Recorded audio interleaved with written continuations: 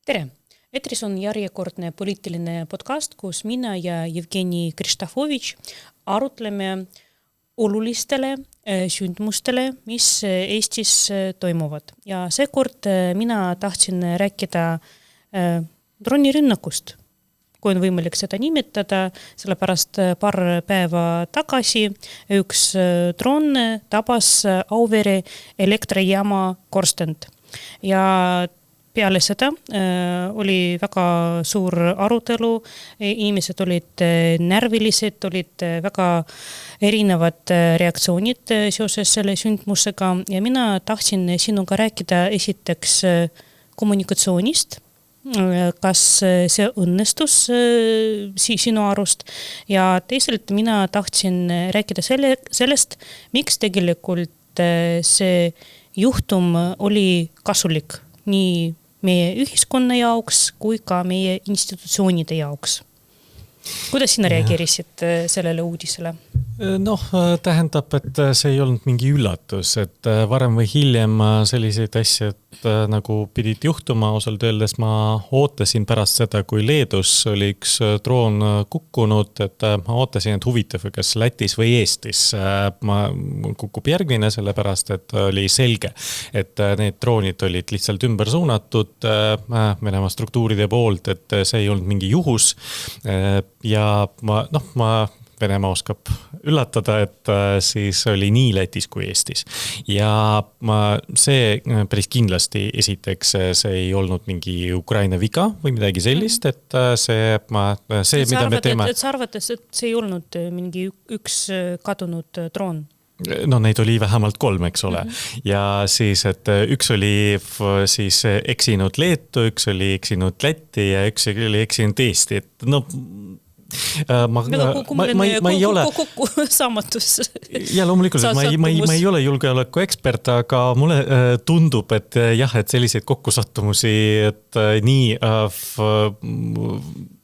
ikkagi ei juhtu, et ilmselt oli see ja siis seda on väga raske tõendada loomulikult, aga see, mida me teame kindlalt, et ta sisenes Eesti õhuruumi Venemaa territooriumilt, järelikult oli ta kusagil seal, et ja kas siis uskuda seda, et Ukraina on teda kuidagi nagu liiga lohakalt siis koordineerinud just, ma ei tea, paarkümmend kilomeetrit enne Ust-Lugat või umbes 100 kilomeetrit enne Primorski, eks ole, siis väga raske ausalt öeldes ja suure tõenäosusega see on ikkagi Venemaa struktuuride nii-öelda tööd, signaal sellest, et ega teie ei ole kaitstud ja loomulikult see on nende töö meie avaliku arvamusega selleks, et siis meie maksumaksjad, meie valijad hakkaksid nõudma, Venemaa arvab, et hakkavad nõudma siis Ukraina mitte toetamist. Vaevalt küll, ma arvan, et aga vähemalt, et nende eesmärgid on mulle vähemalt täiesti arusaadavad. Tead, minu arust, et kuna Ukrainas kestab sõda juba 5. aastat, et tegelikult oli oodata, et ühel hetkel, et meie kogeme midagi siis sarnast, nagu oli siis 2 päeva tagasi. Inimeste reaktsioon oli mõistagi nördinud, närviline, et paljud olid hirmus, aga minu arust see oli väga hea siuke nagu mitte meie siis valmisoleku testimine, aga midagi taolist, sellepärast esiteks juhtus nii, et need teavitussüsteemis ei toiminud päriselt nii, nagu me ootasime, sellepärast oli vaja teavitada ainult Ida-Virumaa elanikke ja Lääne-Virumaa. Aga selle asemel said teavitusi ka teiste piirkondade elanikud. Tegelikult ma ei näe selles suurt probleemi, sellepärast parem olla teavitatud kui mitte teavitatud. Ja teine asi, inimesed küsisid, et miks me saime teada ainult kell 8:30 hommikul, vaatamata sellele, et see droon tabas Auvere korstend öösel kell 3. Selline oht päriselt püsis, et võib-olla veel üks droon siis ületab Eesti piiri. Ja ma arvan, et kõige õigem lihtsalt olla valmis, et selline teavitus võib tulla ja kõige olulisem on see, et inimestel oleks arusaamine, kuhu siis varjuda. Sellepärast mina teadvustasin, et näiteks minu majas keldrit ei ole. Järelikult on vaja otsida kuskil mujal seda. Ja ma siis Ukraina kogemus meil õpetab tegelikult, et mida tuleb sarnastes olukordades teha, et mina näiteks seda teavitust ei ole saanud, et mina magasin Tallinna kesklinnas ja mulle keegi ei saatnud ei öösel ega vara hommikul mingit teadet. Ma tean, et Narva linnapea Katri Raik sai teada droonirünnakust siis, kui ta ärkas hommikul ja vaatas Facebooki, et keegi tema sõber kirjutas sellest, siis ta vaatas, et oho, vaat mis toimub, et tema ka ei saanud, et siis see teavitus, eks ole, see SMS-teavitus võib-olla ei olnud suunatud siis õigele sihtrühmale, kes seda sai, kes seda ei saanud.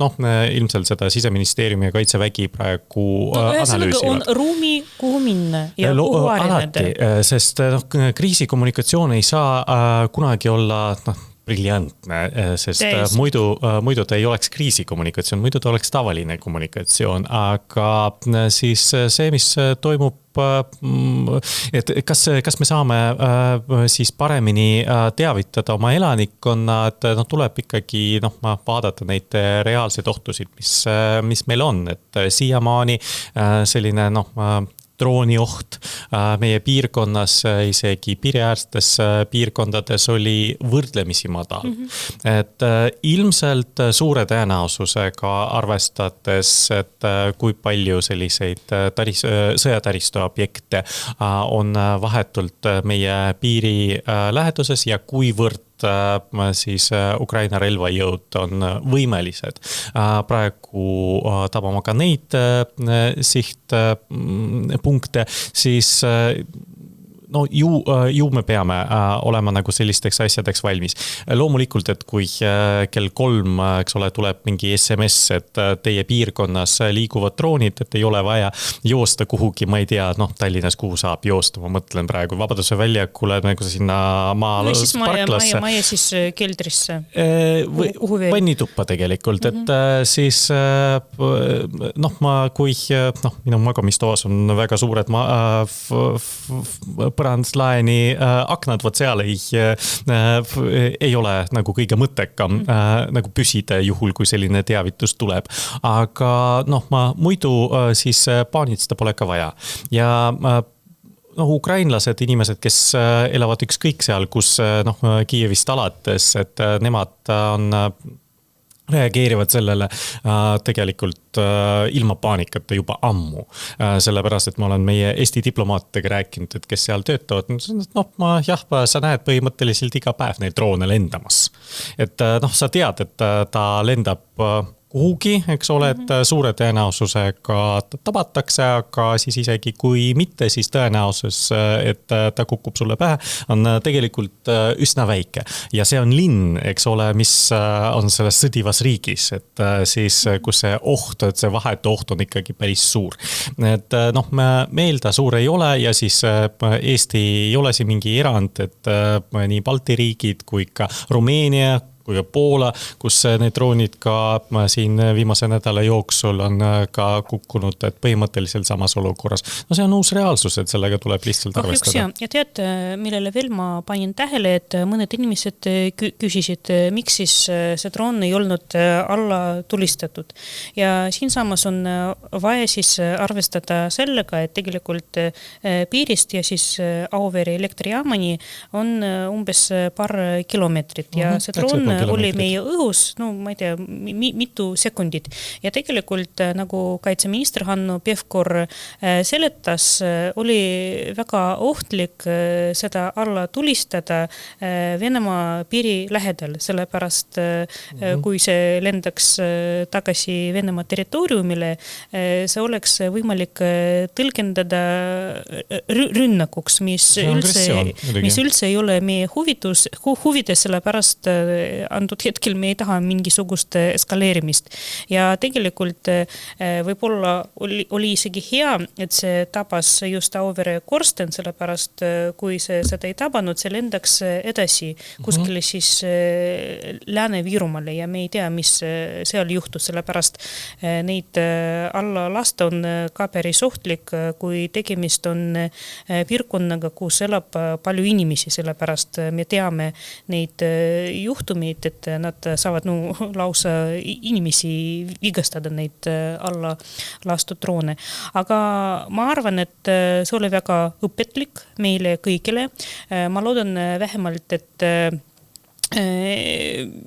kõigil on praegu väga selge, miks meil oli vaja tõsta kaitsekulusid, et on vaja tõepoolest teha kõik selleks, et tagada inimeste turvalisust ja nii kaua, kui me elame, ma arvan, Eesti saab sellega hakkama päris normaalselt. No vähemalt mina tunnen end turvalisena, kuidas sina?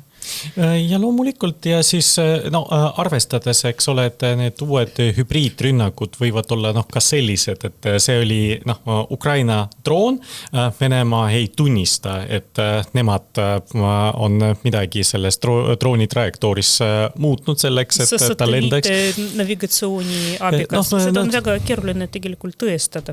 Seda on, loomulikult, et seda on keeruline tõestada ja siis Venemaa mitte kunagi ei ütle, et jah, me oleme süüdi, me oleme seda teinud. Aga siis me saame aru, et selliseid asju tehakse ja see ongi nagu selline hübriidsõda. Ja sellega tuleb arvestada, et siin kõik analüüsivad seoses selle nende nimetatud, eks ole, Narva rahvavabariigiga ja siis muude nende publikatsioonidega, mis on nii Eesti kui ka Lääne või Ukraina ajakirjanduses on ka ilmunud, et kus asuvad mingid Vene tankid, lennukid või siis raketid, et tegelikult tänapäeval piisab ka ühest veoautost 100 drooniga ja nemad võivad juba tekitada päris suure kahju ja siis pärast mine selgita, eks ole, et kes need lasi, sest venelased võivad alati öelda, et kusagil nagu, ma ei tea, Pihkvas asuv mingisugune veoauto, et see oli mingite terroristide poolt sinna saadetud ja Venemaa valitsus selle eest ei vastuta. Aga tegelikult see päris nii ei ole. Ja siis, et kui meil on see pilt selge, et siis aega läheb ikkagi päris palju. Nii et tuleb olla lihtsalt valmis sellisteks asjadeks, et see on... Ja tead, selle teema lõpetuseks ma tahtsin öelda kõigile, et alla laadige endale äpp ole valmis. Mina tegin seda alles eile peale neid uudiseid ja mina teadvustasin, et jah, me oleme lihtsalt uues reaalsuses ja mina tahan olla valmis ja olla teavitatud õigel ajal ja mitte oodata, et kas tuleb see SMS või ei tule, et kui see jääb olemas, mul on natukene veel rahulikum elada. Absoluutselt. Esiteks riigi äpp ja teiseks on Päästeameti kodulehekülg, kus tuleb vaadata üle kõiki neid soovitusi, mida siis vastavad ametkonnad praegu aktuaalseks peavad. Et siis kindlasti seal soovitakse ja korratakse mingeid olulisi tõdesid, et mida tasuks nii-öelda siis endale mälu värskendamiseks kas või siis meelde tuletada. Aga me siis hakkame jälgima, mis edasipidi hakkab toimuma ja mis toob meile uus nädal. Kindlasti.